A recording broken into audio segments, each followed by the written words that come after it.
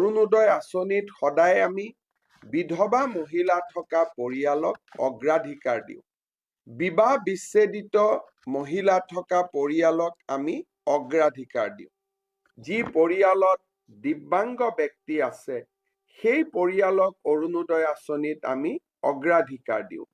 যি পৰিয়ালত HIV, thalassaemia, হিমফেলিয়া, cerebral palsy, কুষ্ঠ, অটিজিম স্পেক্ট্ৰাম ৰোগী আছে সেই পৰিয়ালকো আমি অৰুণোদয় আঁচনিত অগ্ৰাধিকাৰ দিওঁ। দ্বিতীয়তে, যিসকল মহিলা বৃদ্ধাশ্ৰমত আছে, যিসকল মহিলাই ভিক্ষা কৰি মানুহৰ ঘৰত খুজি মাগি খায়, তেওঁলোককো অৰুণোদয় আঁচনিত অগ্ৰাধিকাৰ দিয়া হয়।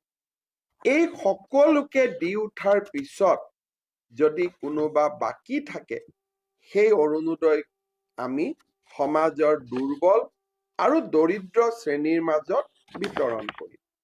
অৰুণোদয় আঁচনিত চৰকাৰী কৰ্মচাৰীসকল অন্তৰ্ভুক্ত হ'ব নোৱাৰে। আয়কৰ পৰিশোধ কৰি থকা ব্যক্তিসকলো অন্তৰ্ভুক্ত হ'ব নোৱাৰে।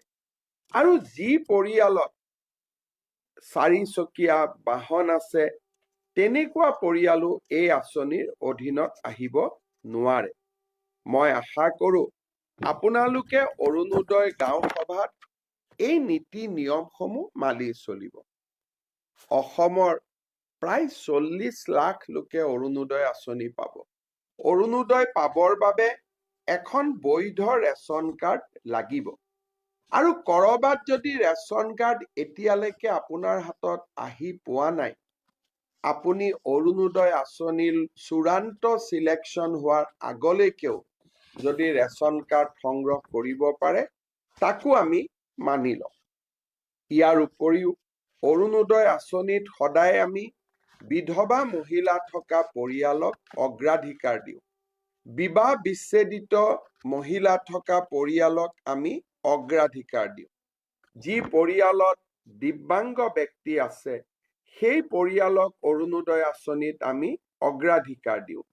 যি পৰিয়ালত HIV, থেলাছেমিয়া, হিমফেলিয়া, চেৰিব্ৰেল পালচি, কুষ্ঠ, অটিজিম স্পেক্ট্ৰাম ৰোগী আছে সেই পৰিয়ালকো আমি অৰুণোদয় আঁচনিত অগ্ৰাধিকাৰ দিওঁ। দ্বিতীয়তে, যিসকল মহিলা বৃদ্ধাশ্ৰমত আছে, যিসকল মহিলাই ভিক্ষা কৰি মানুহৰ ঘৰত খুজি মাগি খায়, তেওঁলোককো অৰুণোদয় আঁচনিত অগ্ৰাধিকাৰ দিয়া হয়। এই সকলোকে দি উঠাৰ পিছত যদি কোনোবা বাকী থাকে, সেই অৰুণোদয় আমি সমাজৰ দুৰ্বল আৰু দৰিদ্ৰ শ্ৰেণীৰ মাজত বিতৰণ কৰিম। অৰুণোদয় আঁচনিত চৰকাৰী কৰ্মচাৰীসকল অন্তৰ্ভুক্ত হ'ব নোৱাৰে। আয়কৰ পৰিশোধ কৰি থকা ব্যক্তিসকলো অন্তৰ্ভুক্ত হ'ব নোৱাৰে। আৰু যি পৰিয়ালত 4 চকীয়া বাহন আছে তেনেকুৱা পৰিয়ালো এই আঁচনিৰ অধীনত আহিব নোৱাৰে। মই আশা কৰোঁ আপোনালোকে অৰুণোদয় গাঁও সভাত এই নীতি নিয়মসমূহ মানি চলিব।